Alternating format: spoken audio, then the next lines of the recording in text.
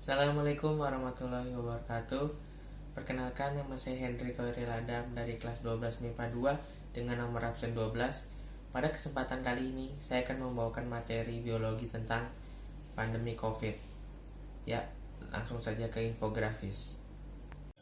Virus SARS-CoV-2. Apakah itu virus SARS-CoV-2? Virus corona atau Severe Acute Respiratory Syndrome Coronavirus 2, bisa dipanggil juga SARS-CoV-2, adalah virus yang menyerang sistem pernapasan. Penyakit akibat infeksi virus ini disebut COVID-19. Virus corona bisa menyebabkan gangguan ringan pada sistem pernapasan, infeksi paru-paru yang berat, hingga kematian. Awal mulanya, infeksi virus corona yang disebut COVID-19 atau Coronavirus Disease 2019 pertama kali ditemukan di kota Wuhan, Cina pada akhir Desember 2019. Virus ini menular dengan sangat cepat dan menyebar hampir ke semua negara termasuk Indonesia hanya dalam waktu beberapa bulan. Selain virus SARS-CoV-2 atau virus corona, virus yang termasuk dalam kelompok coronavirus adalah virus penyebab Severe Acute Respiratory Syndrome atau SARS dan virus penyebab Middle East Respiratory Syndrome atau MERS. Meski disebabkan oleh virus dari kelompok yang sama, yakni coronavirus, COVID-19 memiliki beberapa perbedaan dengan SARS dan MERS, antara lain dalam hal kecepatan penyebaran dan keparahan gejala. Hal tersebut membuat beberapa negara memberlakukan kebijakan lockdown untuk mencegah virus corona semakin meluas. Di Indonesia, pemerintah menerapkan kebijakan PPKM atau pemberlakuan pembatasan kegiatan masyarakat untuk menekan penyebaran virus. Ya, ini adalah gambar virusnya.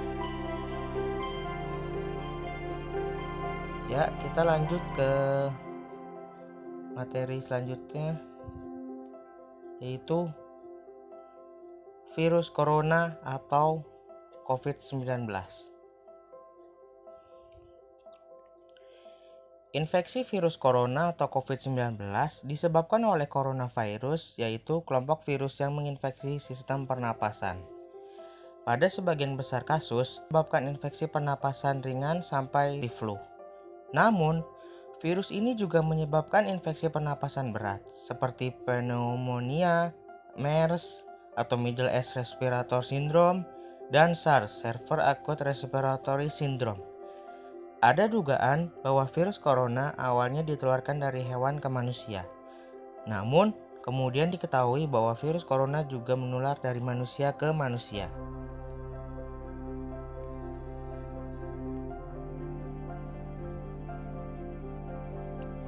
Struktur virus corona. Struktur virus corona berukuran sangat kecil dan bersifat parasit intraseluler obligat atau menempel pada inang. Virus memiliki materi genetik RNA atau DNA untuk memperbanyak diri. Materi genetik sangat penting bagi virus, sehingga terlindung dalam lapisan protein atau capsid. Dikutip dari situs Balai Besar Karantina Pertanian Tanjung Priok, struktur virus corona berbentuk bola dengan ukuran besar. Beberapa jenis virus corona bersifat pleomorfik dengan kecenderungan bulat. Diameter rata-rata partikelnya adalah 125 nm dengan struktur virus corona yang khas berupa amplop dan tonjolan seperti paku. Amplop pada struktur virus corona adalah lapisan lipid ganda yang terdiri atas protein penyusun membran M, envelope E, dan spike S. Protein E dan M sangat penting dalam membentuk selubung dan mempertahankan struktur virus corona. Struktur virus corona rata-rata memiliki 74S di permukaannya. Sedangkan dalam amplop tersimpan protein nukleokapsid atau N yang melindungi informasi genetik RNA virus. Amplop M dan N melindungi virus corona saat berada di luar inang. Ya, selanjutnya mutasi dari COVID-19 hingga Omikron. Segala yang perlu kita ketahui, varian Omikron hasil mutasi dari COVID-19. Kini telah menjadi perhatian serius Organisasi Kesehatan Dunia atau WHO. Karena WHO pun masih belum bisa menjelaskan secara detail apakah itu Omikron memiliki tingkat penularan yang lebih besar ketimbang varian lain. Ya, ini ada gambarnya.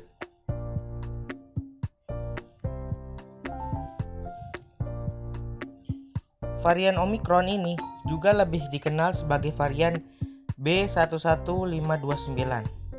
Varian ini pertama kali dilaporkan di Afrika Selatan pada 24 November 2021.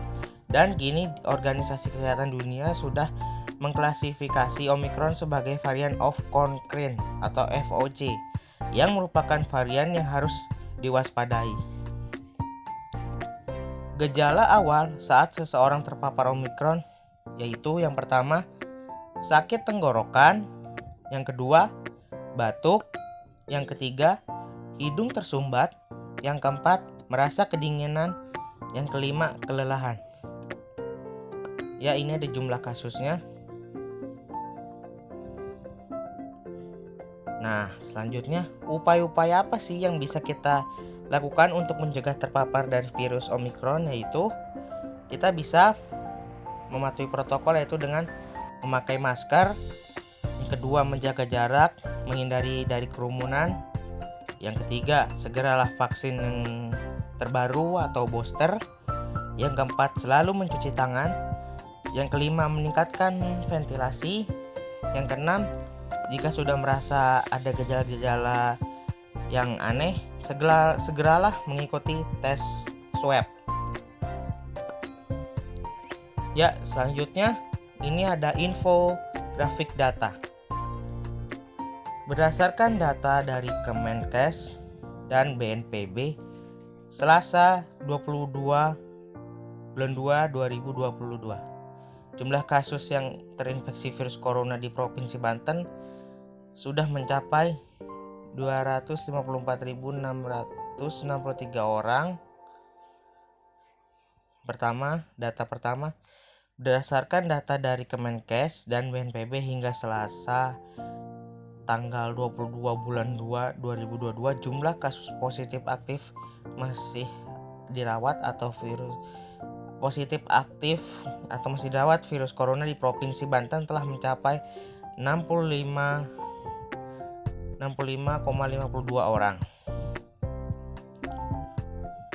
Data kedua, berdasarkan dari data Kemenkes dan BNPB, Selasa tanggal 22 bulan 2 2022, jumlah kasus orang yang meninggal di Provinsi Banten telah mencapai 2,807 orang yang meninggal dunia. Data yang ketiga, berdasarkan data dari Kemenkes dan BNPB, hari Selasa tanggal 22 bulan 2 2022, jumlah kasus yang dinyatakan sembuh virus corona di Provinsi Banten telah mencapai 183,336 orang. Ya, di sini ada juga daerah-daerahnya. Kota Tangerang Selatan 69,210 terkonfirmasi, 66,4 meninggal dan 40,545 sembuh. Yang kedua, Kota Tangerang 68,651 terkonfirmasi, 536 meninggal dan 52,702 sembuh.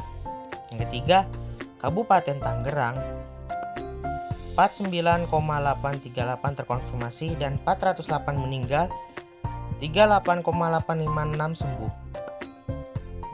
Yang keempat, Kota Cilegon 17,083 terkonfirmasi, 318 meninggal, 16,693 sembuh.